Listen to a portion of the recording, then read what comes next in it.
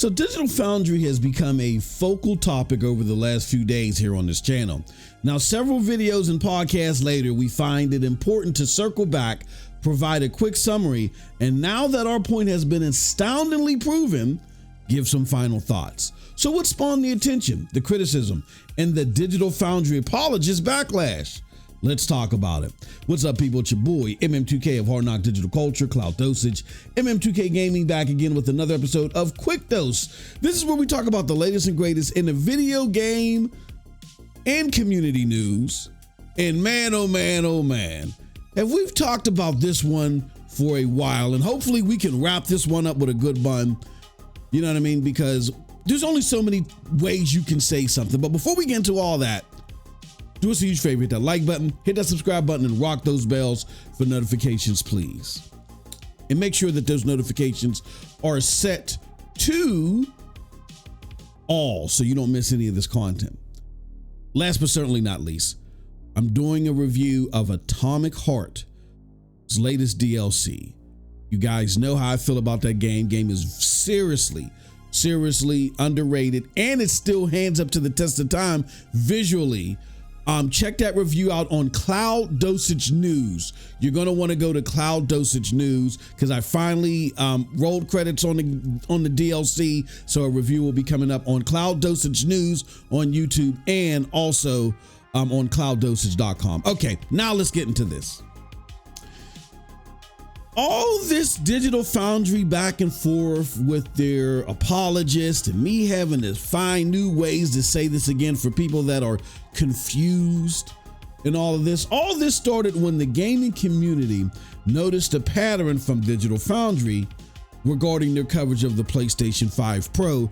And we noticed their angst about this and things that they were saying on the internet. I showed in old videos where we took tweets and highlighted them in an overall summary video. It's about 12 minutes. You can definitely go check it out.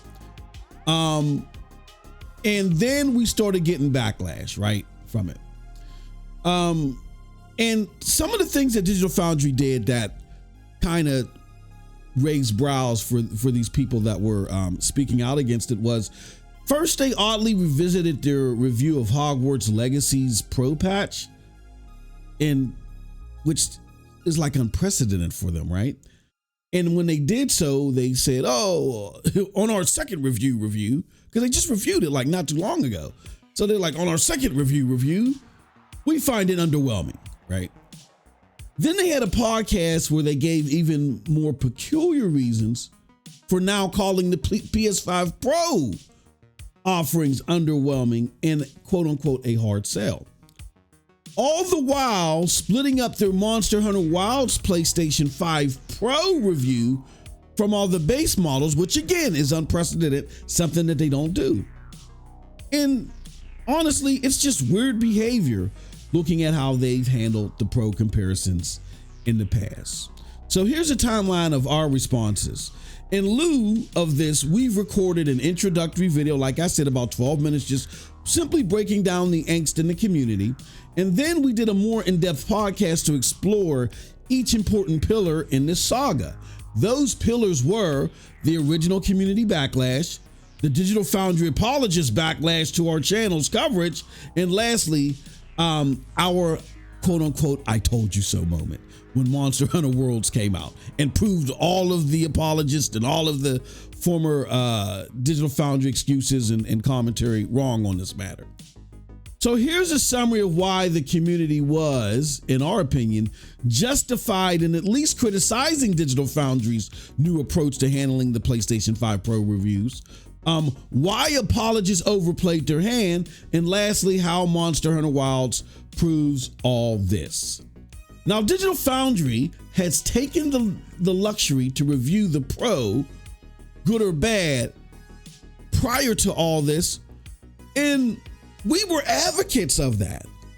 Prime examples of when it was bad was like Space Marines. I believe it was Space Marines 2, if my memory serves me correct. They showed the Series X and the PlayStation 5 based and the Pro, and how in some instances the Series X was even better. Now, people were chalking this up to, oh, it's, the developer, Sabretooth or whoever they are, they just don't like PlayStation. Whatever the case is, you got this way more expensive PlayStation 5 Pro that isn't all around blowing out the Series X, right?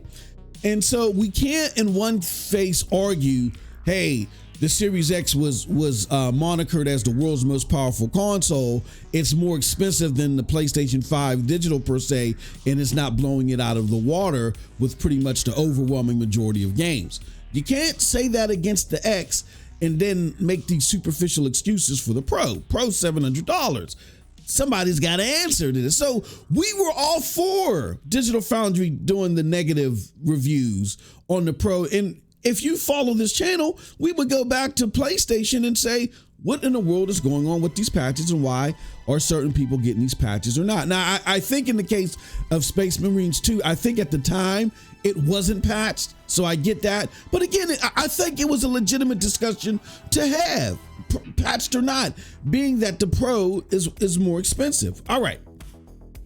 We've also praised the other strategies where they've shown games like Final Fantasy VII Rebirth, because what that did is that showed value to consumers who looked at Rebirth's performance mode prior and said, I don't know if I'm going to get this game. And I know because I was one of them. So now if you get the Pro, this is what you're getting. We praised it on all fronts because it put everything on the table and showed you everything and allowed the consumer to make the decision, not Digital Foundry, as I always say, bite into the sandwich for you and tell you how it tastes instead of while they're standing right next to you where they can just hand you the sandwich, right? Now, the Digital Foundry's Pro is underwhelming arguments really make no sense for console gamers. Digital Foundry's arguments on PlayStation games coming to PC faster being one of the reasons is dumb, okay?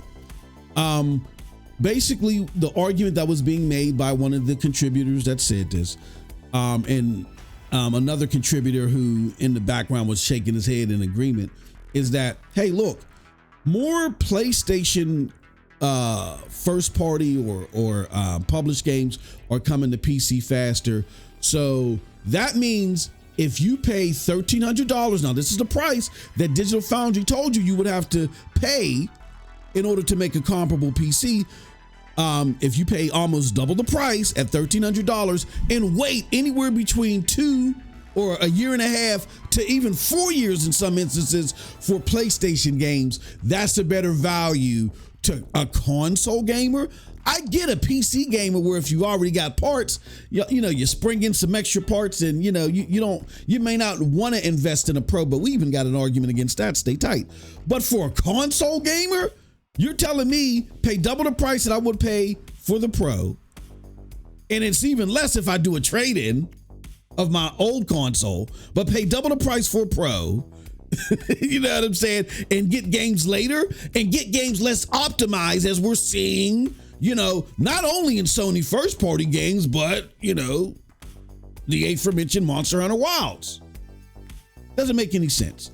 It also is dismissiveness towards console gamers, who they seem to be doing a complete 180 on splitting up these reviews and trying to devalue this and make these considerations that don't even relate to the console gamer, right? And lastly, Monster Hunter Wilds proves our point. For the biggest game in the world at the time of this recording, it has value to console gamers because of the desired performance. Console gamers want the performance modes, the better looking performance modes, or the ray traced, the ray traced quality modes that they were somewhat promised with the base models that they're simply not going to get. And I knew that, and I talked about this in the prior video.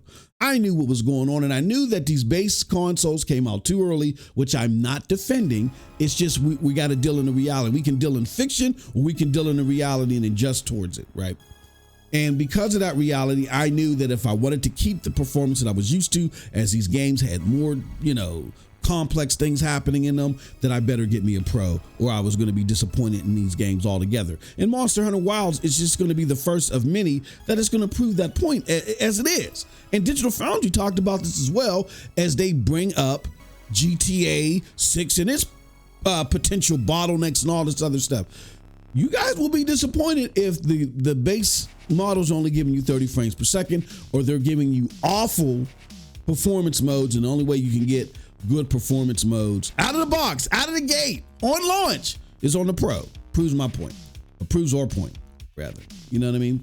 And being that they want to throw PC in the mix, like I was hinting at earlier, it might even be a lucrative gaming portfolio expand for PC gamers. Why?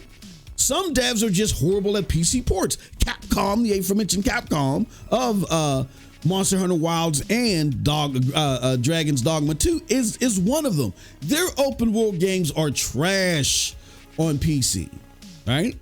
Horrible. But here's another thing to consider.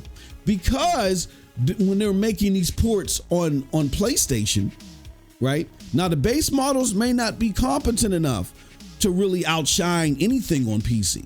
But when it comes to the Pro, all that extra power and PSSR, when applied properly, you're seeing instances in Monster Hunter Wilds where, you know, look at the numbers. You're getting better performance than most of the PC gamers that are trying to play this game. I'm not saying it's better than the top 1% of PCs out there, but again, that's only 1%. Most of the PC gamers out there that are trying to play this game are having a horrible time, having a horrible experience, and that's not the case on the Pro. So it could be something to consider as more and more of these popular games come to PC by developers that are horrible at PC ports. They might want to consider this. All right. So in closing, Digital Foundry simply is dead wrong for the weird way they've treated the PlayStation 5 Pro reviews as of late. This is proven in their past behavior that suddenly changed without explanation, the bogus conclusions they've come to make the product seem objectively underwhelming, and the biggest game in the world right now being the best place to play for console gamers when you look at the statistics, and even in some cases, PC gamers being the PlayStation 5 Pro. Now here, I will not dive into the conspiracy theories behind the possible motivations. You have to check that out on our podcast, which I'll leave links to below. That said, it's very clear something is motivating the change, and it's nothing that makes sense for console gamers, who I would think make up their base. Maybe I'm wrong now. Maybe they're just adjusting to a new viewer base. I don't know. With that said, if you're a console gamer, you need to consider this change and understand, as we've been arguing, Digital Foundry no longer views the tech in these consoles in a way that relates to you. All right. Now, if you don't see it that way, when it's astoundingly clear, you've been convinced to think within the silo. And with that, I can't help you because I can't relate.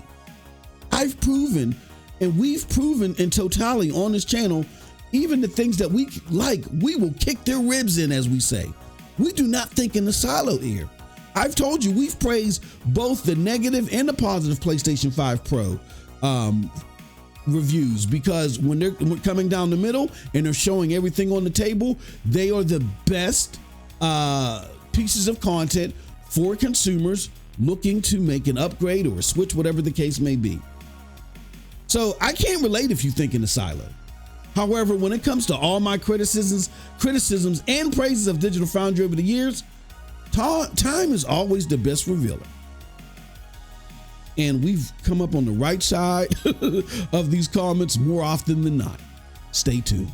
With that said, that's it from your boy. Let me know what you think about all this in the comment section below, because like I always say, who cares what I think? But if you did like what I had to say, check out the links below to follow me. They will lead you to Hard Knock Digital Culture, Cloud Dosage, and MM2K Gaming. Don't forget to check out that Atomic Heart video. And hopefully, look, man, this is the last time we are addressing this. We've been proven right. There's no need to continue to beat a dead horse. I think this is a reflection for a lot of you that keep coming here and wanting to comment and cap for Digital Foundry, and keep coming. I mean, because look, I'll show you this real quick before we get the heck out of here. Keep coming. This is a very small channel. On average, we get like maybe 500 to 1,000 views. I mean, we're killing it here. You know what I'm saying? 3,000 views. This is killing it for us. 3,000. Our lowest video count was 1.2 thousand, 2.8 thousand. You know, as far as videos are concerned, when in regards to this subject matter, keep coming. But I think this video shows that this is more a self-reflection for you than it is anything for us to learn, as some of you have told us. With that said, y'all have a wonderful gaming day. Peace.